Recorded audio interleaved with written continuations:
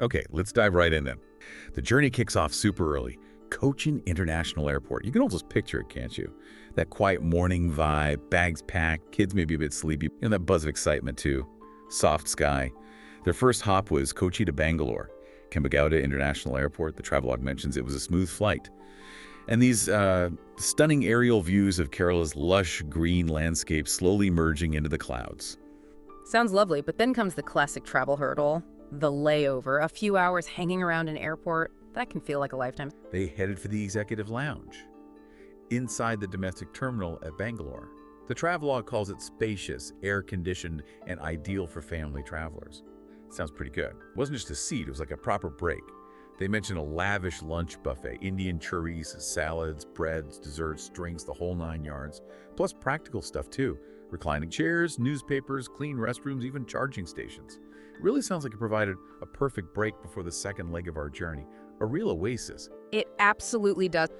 Right, so after this much-needed pause, they get on their second flight, Bangalore to Kolkata, Netaji Subhas Chandra Bose International Airport. And here's a nice touch, focusing on the human element. The cabin crew gave them a warm welcome. They even did a detailed walkthrough of the in-flight entertainment, meals, safety measures, and onboard services. Little things, but they make a difference. The flight itself was comfortable. And as they were flying, the sunset hit the clouds with this golden hue. Sounds beautiful. A surreal view from the window. Okay, so they land in Kolkata, and then their transport choice. Iconic. They found a classic yellow ambassador taxi. The text calls it an icon of Kolkata that instantly transported us to the city's nostalgic charm. Sounds like much more than just getting from A to B. Oh, absolutely. But I'd push that even further. It wasn't just nostalgic charm, though I'm sure it was charming. It was like an immediate, unfiltered immersion into Kolkata's soul, right there, on the ride from the airport. They weren't just looking at the city through a generic car window. They were in a piece of its living history, feeling its vibe. It makes me think, travel isn't just about seeing new places, it's about getting new eyes. That taxi gave them Kolkata eyes. So their hotel was in Park Street, which the travelogue says is one of the most lively and iconic areas in the city. Smart choice for a base. And the drive itself sounds like part of the experience. Bustling roads, trams gliding by, colonial buildings lit up for the evening, and the smell of street food in the air.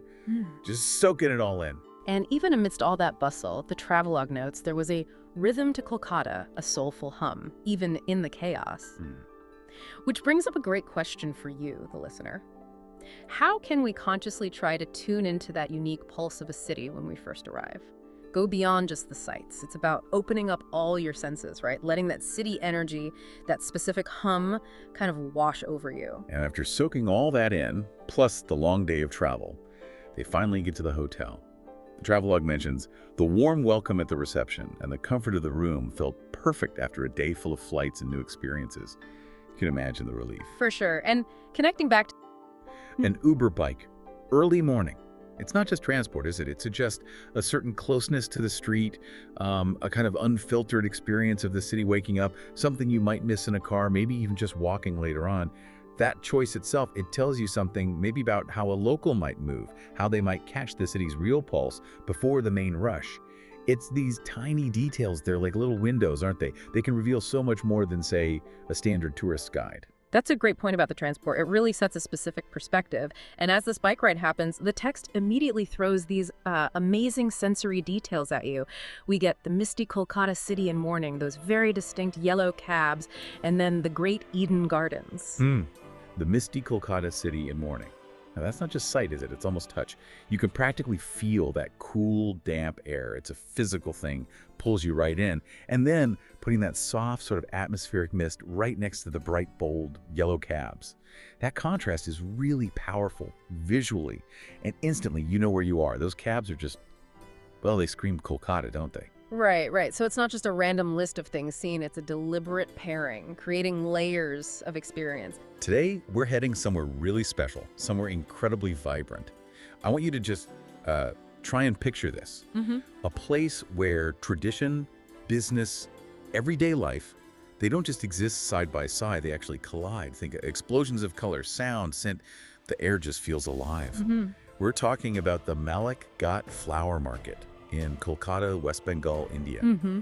And this isn't just any market. Our sources say it's the largest flower market in all of Asia. That's right. It's a huge deal in Kolkata, which is, a massive metropolitan area, nearly 14 million people. So our mission today is to really get under the skin of this place. We use our sources to understand its huge scale, its deep history, and the human stories that make it tick. And what really jumps out straight away is the history, right? This place isn't new. Malik Ghat Market, it was set up way back in 1855. 1855, wow. Yeah, by a guy named Ramun Malik. He actually built the Ghat, that's the steps leading down to the river. So it's been running daily for, over 160 years. And the day kicks off incredibly early. Like early are we talking? Sometimes 3 a.m., maybe 4:30 a.m., really early. That kind of history, that longevity, it tells you something about how important it is. That is an incredibly early start for thousands of people, too. That's remarkable. And the scale you mentioned, Huh. our sources lay it out. 244 permanent stalls. Mm-hmm. Around 2,000 traders there every day. Every single day. And then another 250 or so additional vendors on top of that, all connected by flowers. It's like this huge living ecosystem, isn't it? Supporting so many families. It really shows you that kind of urban, informal economy in action. Definitely. And digging into that history a bit more. Yeah, there's an interesting point in the sources. The government of West Bengal actually took over managing the market from the Kolkata port. Okay. When was that? April 2002. They got it on a 99-year lease. A long-term commitment then. Absolutely. And thinking about why such a huge flower trade started here. So with all this intensity, all these flowers, where do they actually end up? It's mostly wholesale, you said. Exactly. They're selling in kilos, not, a few roses for your vase. Right. And the vast majority, temples, for all sorts of rituals and celebrations. Like Durga Puja, that's a big one in Bengal. Precisely. For Durga Puja, you need specific flowers. Things like she flowers, these small, fragrant ones common in Bengali homes, or even exotic lotuses for specific ceremonies like Shanti Puja. Interesting. And it's not just temples, though.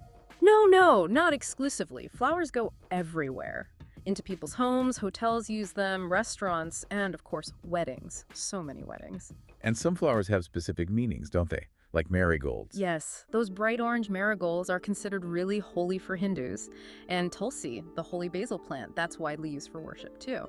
Our sources even mentioned something about needing exactly 108 lotuses for certain rituals. Yeah, 108, that specific number. Imagine gathering that many perfect lotuses. It really highlights the scale and the specific needs. It does. And tying into that mix of business and spirituality is the location itself. Right under the Howrah Bridge, it's such a striking image. The iconic Howrah Bridge in Kolkata, India. A truly majestic structure. It is. And our mission really is to unpack how this bridge comes to embody what the author calls the soul of the city. Okay, they step onto the bridge. And the author writes, I could feel the pulse of the city. Right there, immediately. The constant hum of traffic, the steady stream of people, and the cool breeze from the Hooghly River below. It's not just visual, it's immediate. Sound, movement, even touch with the breeze. Full sensory input. The bridge is just one part of a bigger transport network. Right, part of a system. And the impact comes from seeing that interplay.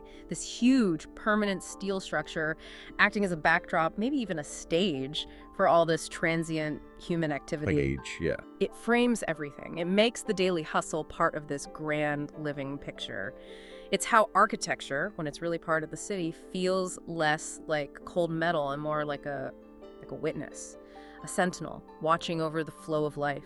Its shape against the sky becomes the symbol of Kolkata's spirit, always there while the city changes around it. A sentinel. I really like that framing. Gives it presence. And okay, so you have the sensory buildup, the feeling, the pulse, the visuals, this mix of static and dynamic. And it all leads to this really powerful moment in the source. That's all for this episode. We are coming with lots more.